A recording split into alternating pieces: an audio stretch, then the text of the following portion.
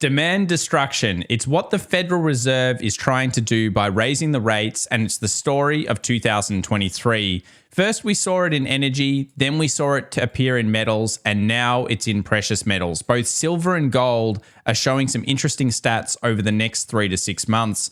Today, we discuss what this means for the markets across the world and also the trillions of dollars that are at stake into this week's OPEX. Only a few days left, and they're usually volatile.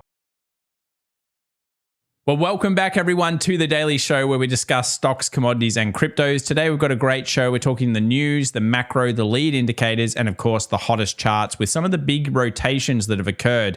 Which sectors do we think are still weak? Which sectors are strong? We'll discuss that later on in today's session while keeping an open mind to everything.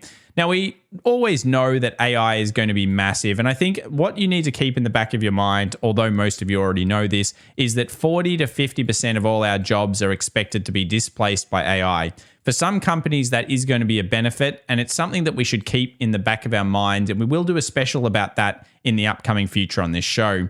Let's move over there, though, to one of the things we discussed in the last 24 hours, junk bonds. Now, of course, junk bonds were on the decline while the market was also declining with it. A breakout to a new low in junks, and you can see what happened last time. And of course, last time we saw a rally after this breakout, it was false, and then markets actually sold off a little bit. This happened only in February, and we're starting to approach similar times into this week's OPEX.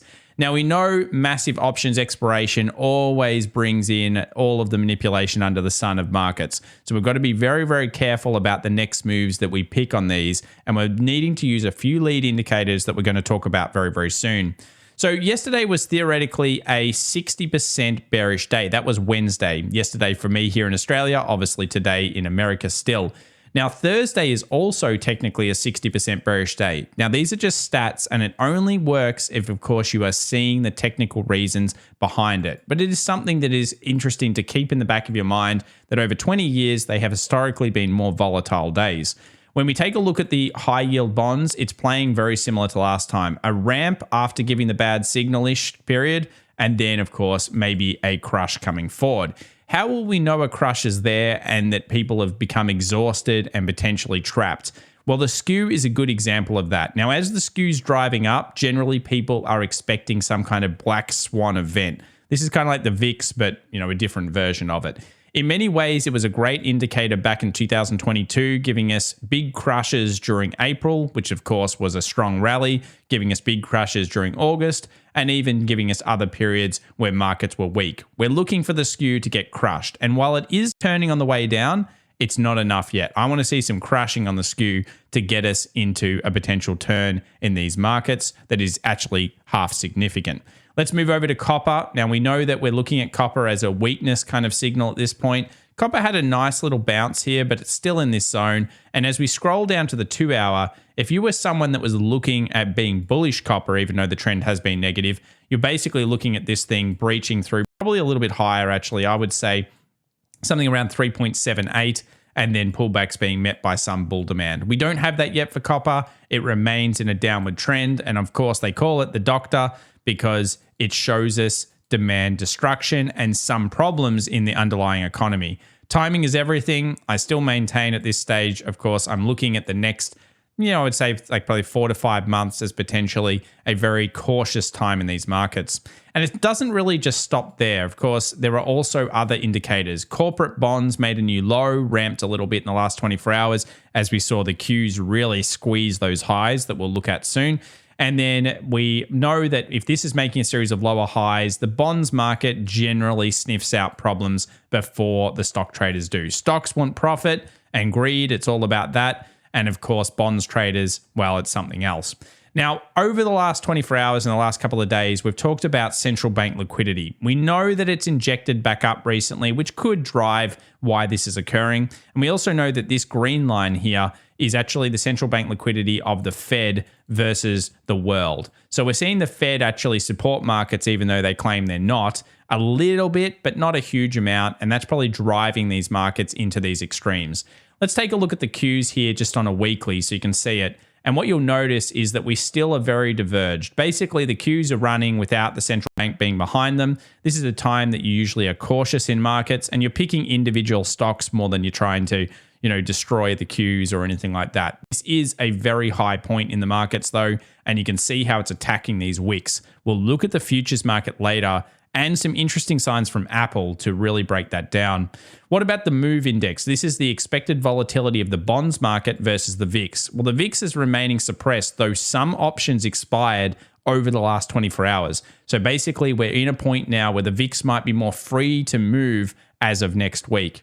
Definitely an interesting point there for bears. But overall, the bonds and the VIX are very large width here, 94th percentile. I don't think I've ever seen it so high for such an extended period of time. But hey, that's 2023 in a nutshell. Let's move over to the VIX 1 day, still compressed. This is a good one to have on if you're interested. It's the new VIX 1 day to account for the ODTE. So basically, these 1 day expiration options.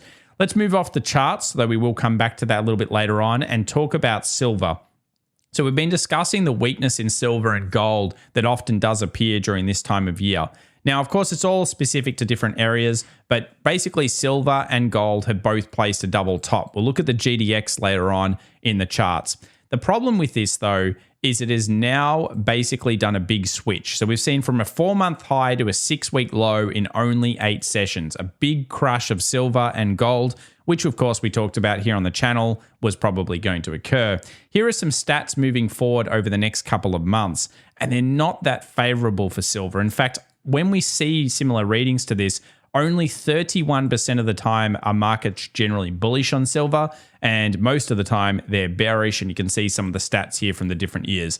Whenever you're getting in on these 30s or 40% rates, it's usually a little bit of a problem. And here's some more reads about some of the max drawdowns we saw over those times.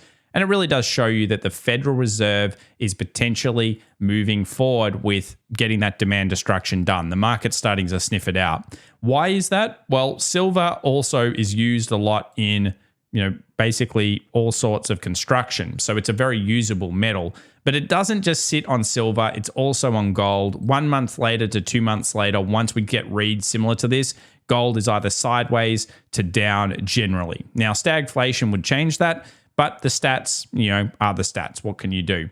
Here is silver seasonality. You can see where we are right now. You can see the weakness. Again, part of the reason that I'm a little negative on silver and gold at the moment. And it's something that I think we all need to keep in mind when we're looking at these charts, to keep an open mind to both sides. If the technicals are showing you shorts and at the same time it stacks up with other things, well, that can be a stronger signal. If the technicals are showing you bullish and the stats are showing something else, well, then you have to question everything. Now, I did say we'd do a special on M2 money supply. It will be coming to this channel. Obviously, you can see the huge drop off. I'll do that in a subsequent video. I wanted to bring the stats to you about, of course, gold and silver. Just a reminder, if you haven't already, come and follow us over on Twitter. We're sharing a whole bunch of special charts, including this great one here, which is obviously the debt ceiling question, and it's got to do with credit default swaps versus the VIX. I mean, I've never seen something like that before, but again, new times, new different kind of periods in the markets. And somebody is obviously worried about the debt ceiling, though I've said on many occasions, I think they'll sort it. I just think that it could go down to the line or even go past the line a little bit. Very similar situation to 11 here, and that's why everyone's talking about it. We'll find out. We'll find out how it plays out. Let's move over to target rate probabilities. Interesting to see the economists continuing to stack higher and higher and higher on another interest rate rise. Now, this is unexpected, but it keeps getting lower on this side and higher on this side for the June Fed meeting. Which one will it be? We asked the community. Most of you thought that we were done. Well, we'll find out whether the unexpected can happen. Now, this recession chart obviously is maybe a little bit scary, but you do need to keep it in context. We actually technically saw a recession last year in 2022. So if you actually use these stats, it would be correct to think that maybe the markets could go bullish this year. However, if we get a second recession, technically it would still remain true, wouldn't it? That basically drawdowns of over 20% in 7 of the last 8 recessions, and it took almost all the recessions since 1929 to do this. 67% of the market drawdown fell in the recession itself. So if we do get one, it's an interesting stat. You're not going to take it as gospel, but it's something that's there. The Fed dot plot is due soon. We'll find out what's going on with this one. I would expect it to stick with it based on the FOMC meeting, or at least the FOMC members speaking. They're all saying the same thing. We're holding the rates. We're holding the rates. The market doesn't believe them. Which one will be right? We'll find out very, very soon. Investors on the channel, I always say this, it's all about timing is everything. Now, we will break down, as I mentioned, the S&P 500 into its constituents because it's a bit unfair, this chart, because, of course, we see here forward PE probably at about 18.8 at the time of recording, but that's really due to that saturation of the top 10. Basically, there are some underneath 25-year average stocks out there in the markets, and I think sector rotation will be key to really understanding. If we are in a new bull cycle, I wouldn't be too scared. There's always other opportunities out there. Just remember that this forward PE, though, does enable you to look forward in the market because the market looks forward, and at least enable you to make better decisions during fearful times. Do you want to buy below the average, above the average? Hey, that's up to you. Depends what your plan is and your time frame.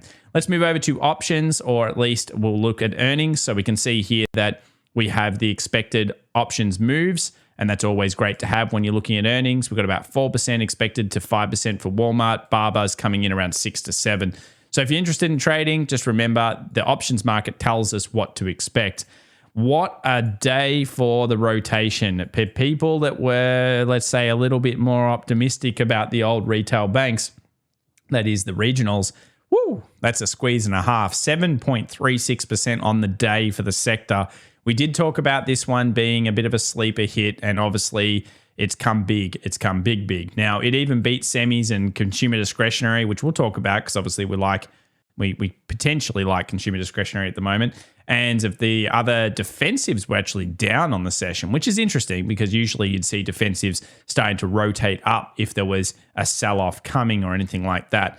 So the market was more of the same. Semis have been slow for a while, but Nvidia went ballistic into a very interesting level. We saw financials come in hard. Energy and metals got some reprieve. Obviously, they're still well down from where we are. And we can go to a 5-day setup, and you'll see how big and how monumental some of these things are.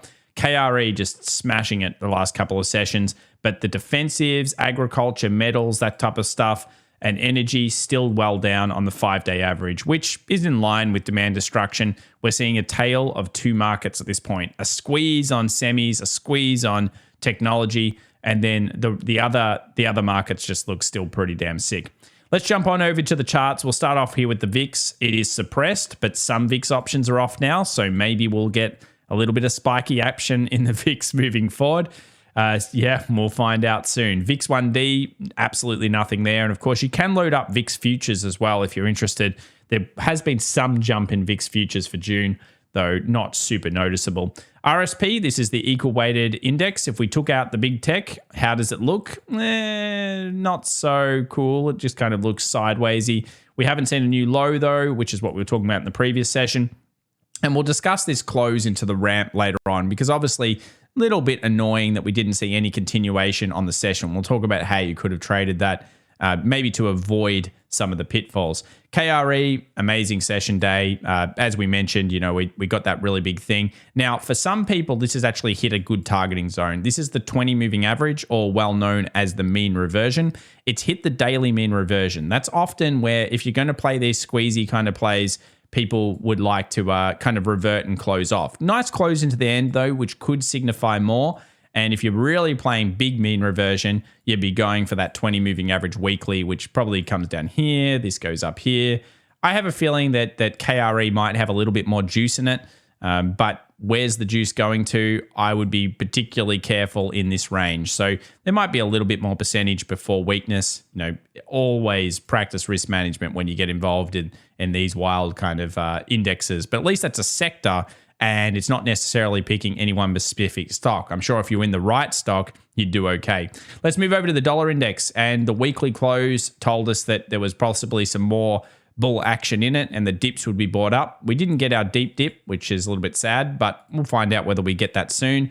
Daily has hit this level. You can see it actually closed below it. Very interesting level. I expect some weakness from the dollar here.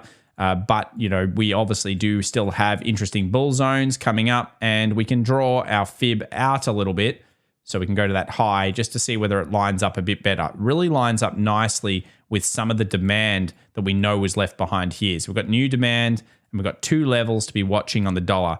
It hit a resistance. I'm not sure if I'd short it off just yet or anything, but yeah, it's certainly one of the key zones for targeting levels.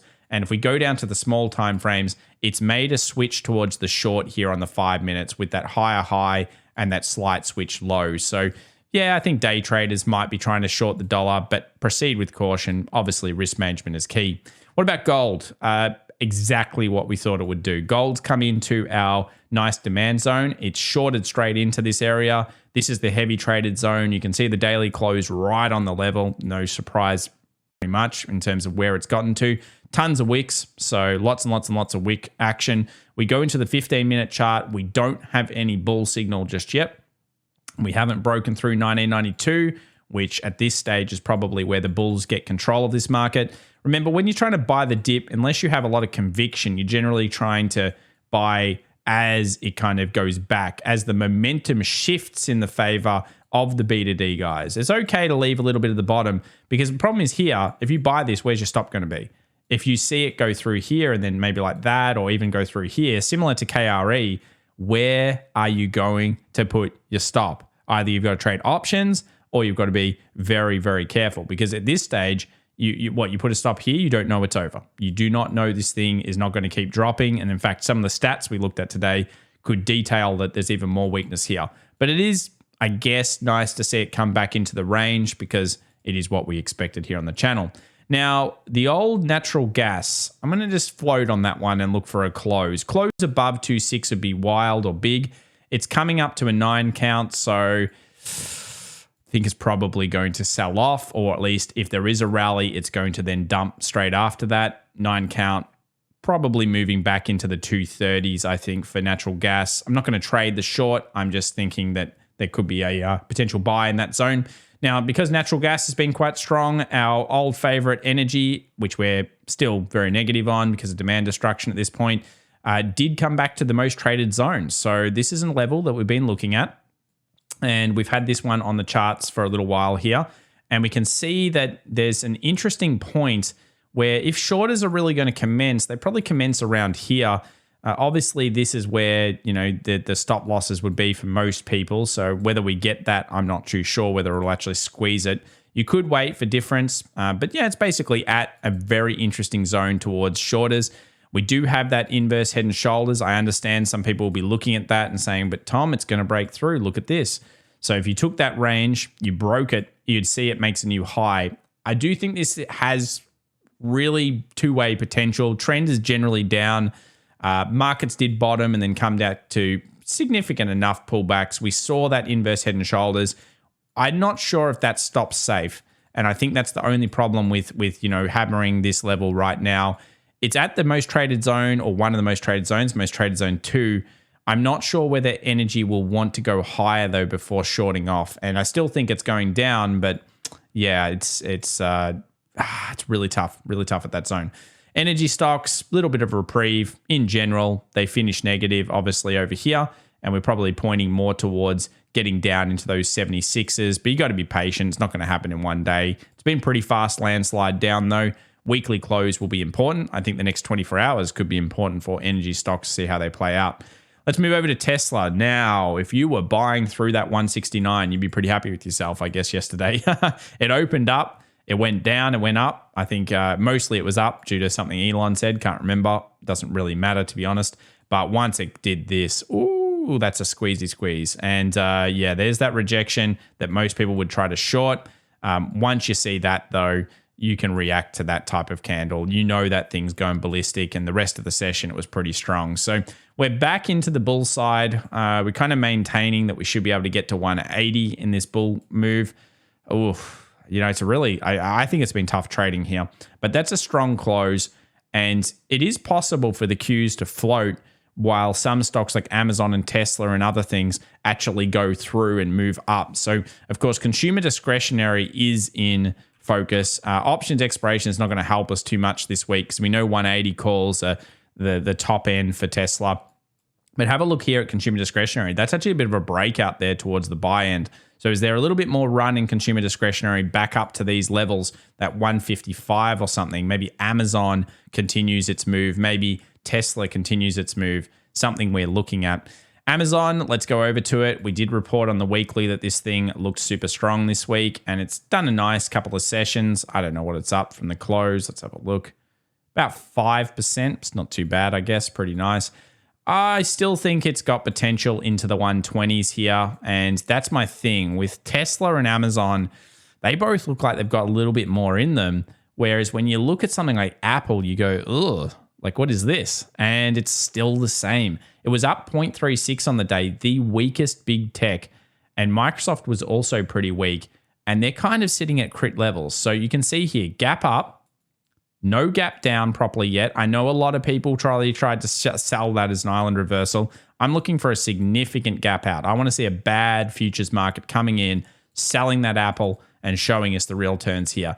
I'm going to call this, I guess, the canary, because usually Apple has shown us the way in future sell-offs. We saw it in this one. I remember it very well in August. We obviously saw the ridiculous amount of daily longs. I think it was like 9 or 10 days in a row Apple was up during that April run. It was phenomenal. This one here, we're possibly topping, but we'll have to see something to actually show us we're topping first. Nvidia is getting a lot of questions. It's probably in major squeeze at this point. A lot of people have been texting me and messaging me, oh, I'm short Nvidia.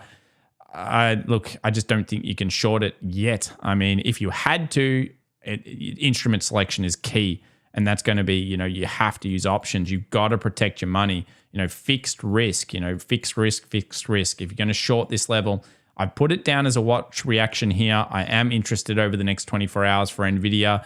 This is a huge zone for it as it approaches into these very critical highs. Anywhere between 301 and 310 is a huge level for shorters to recommence. But yeah, it's very aggressive right now. This is usually the symptom of basically people can't believe it anymore. So remember, the way that markets generally rally is something like this. You've got especially when you're in an AI rally like this one, this is basically where people go, oh, it's got to sell. Then it goes up. Then they go, it's a bubble, it's a bubble, it's a bubble. AI is the best, and I'm never going to see it come down again. And that, generally speaking, that's the type of way it works. Now, this is very quick, so we don't know. But if Nvidia is going to fall, it's going to get crushed in like a 2-day hit. And I don't think that'll be like you needing to worry about necessarily predicting this. It'll probably be like a huge crush. It'd rally because everyone's trying to buy the dip. And that's when you're going to have to say, why the hell did that thing crush? What's wrong? What just unwound? Big player came in, sold hard. We'll follow it if that does happen. Disney still on an interesting investment level. I just guess I point this out because there are totally different markets within markets right now. We've seen regional banks on the basically doorstep of death. And then we've got Disney over here floating around at prices that are still from back in 2014. So, that there are stocks that are sitting on levels. Disney hasn't turned yet. It's just sitting there. We know it gapped down due to earnings. We're looking for a gap up if we're going for that. And I've even set an alert here at 95.51 just in case. So we'll just keep watching it. Actually, I do want to bring up Google just so we can see the zone. We're not quite at the watch reaction here zone. So maybe Google's got a little bit more in it. I am cautious in the red block. But yeah, just continuously squeezing out those shorts that are coming in. No sign that it's going short yet. We're in the problem area, but we're not at the high at this zone. So there's still potential more for, tech stocks if they're going to do it. GDX double top is in. We reported and talked about this. Obviously, we know the stats around this one. Rallies at this stage, you'd have to think are met by sell demand. I am bullish on gold stocks. I think they're undervalued compared to gold itself, but it's not really the best time of year generally to be in gold. We'll find out whether it holds up. I know there's a lot of gold bugs out there. I'm still holding some bullion. It's not going to change my mind on it, because if you have that medium long-term plan of $3,000 an ounce in the future, then who cares where it goes? You just see it as opportunity. DAX, this sneaky DAX. I think it's a sneaky market, the DAX. It's very, very difficult. I don't really know what it's going to do next. I mean, it's sitting here It's dull as hell. It's incredibly hard to short. It's incredibly hard to long. I actually have zero interest in it. I'm bringing it up just because of you guys wanting to know. We don't know anything yet. I'll have to keep looking at it. Australian market. So obviously I'm a bit negative on the Australian market. End up holding up in the previous session. We get that rally through. Like to see sellers recommence around here. And of course, if we see further metal declines, especially copper, especially energy as well, then we're probably moving back down into the 7,000s. I remain negative on the Australian market. I just think it's going to come into some headwinds, unfortunately, in the future. And that's one I've been pretty confident on. And obviously, it's been so good so far this year. Totally different market to the US, though. Now, what about IWM? Are we through the problem zones? Nice closure for it. Certainly looks like it's rallying up. If we move over to the US 2000, you can see it's the biggest day close. We're still trapped within the overall, Wyckoff potential bottom here. We're entering into the old short zone that we've seen traded quite a lot, though that has moved a little bit down in recent days. So, yeah, I mean, can this continue up? It can. It hasn't broken a zone that I'm looking at, though. And again, it's the tale of two markets. We've got a very sick-looking potential base, though, on the US 2000. Is it distribution? Is it accumulation? We don't know yet. And then we've got totally different story here on the NASDAQ. Look at this NASDAQ. Q's up huge. US 100 futures up even more after hours. Only 0.06, but still very big highs. I know that people are very frustrated with this. Look, I can get it. But, that's why you had to give up. If you were trying to short 13,222, like we talked about, like that area there, once you saw this big ridiculous candle, like you just had to give up. So we knew the squeeze was probably coming to the secondary zone for the Qs. May actually historically is a bullish month for the Qs and bearish month for the Dow and S&P. Only just, but yeah, it's an interesting stat there. So we've broken over to this. We're in now the wick zone of the weekly. This is critical levels. I could still see the Qs probably bouncing a little bit more. This is the zone, though, that I think that if you're really feeling it, then you could start to say, well, maybe I'm going to be predictor. I usually say you're probably going to get the turn anyway and then be able to get involved in it. But yeah, it's super level coming into the Thursday and coming into OPEX this week. Oof, we're close. We're above the expected options weekly high. We're getting into the super big zones. We obviously have that massive high over here that people would really lose it if it got up there. And that's still, let's have a look here at percentage away. It's actually within only 1% now. So 1.09% until we get to absolute critical for bears to take control. Yeah, squeeze is pretty real here though. This last bit, see how it's been extending pretty quickly? That's generally a sign that it's unfortunately got a lot of people trapped. Let's look at the Qs. Unfortunate market action. We saw the closure. Obviously, we had the stat with the 60%. We came up to the most traded level. We saw shorting in the morning, which all looked good, and we'll look at that in a second. And then by the end of the day, it had crippled and gone straight back up. Here is the Fed versus the central banks of the world. And you can see there's a bit of a tale of two stories here with central bank liquidity. The Fed is kind of lying still. There's still money going into the system. I'd like to see that turn for this S&P to be able to actually go down, but that could be one of the explainers behind what's occurring right now. Let's move over to the futures action. So we can see here the closure underneath the last ones. We go into, let's go with the 15-minute chart, and we will have a look here. And you can see that the market came up to the heavily traded zone, and then it actually made a pretty significant short shift, which could have been here. I wouldn't blame someone to go short here with a stop above. I think it's a fairly good level with the information that you're getting at the open anyway, because it rallied up, it came down, it basically got close to that gap fill. By the way, that's still left open. And then we just saw a slingshot of squeeze. So this was on the VIX expiration day. It just squeezed all the way up. Didn't quite fill the gap. I guess I'll leave it there, 41.67 in the market.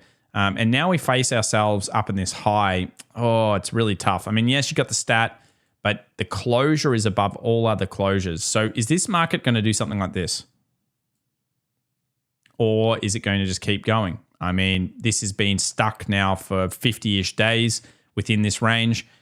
We do know that we're pretty trapped. We know we've got OPEX. Let's look at the maximum pain to see if we can get any ideas. Now, this is the only month the only time of the month we generally even pay attention to maximum pain. So let's see if anyone closed their big options over the last 24 hours. We'll go to the 19th. We'll actually have a look at the 18th here just so we can understand it. So 410 puts and 396 puts and 412 calls. So probably the upside is relatively limited, you would think.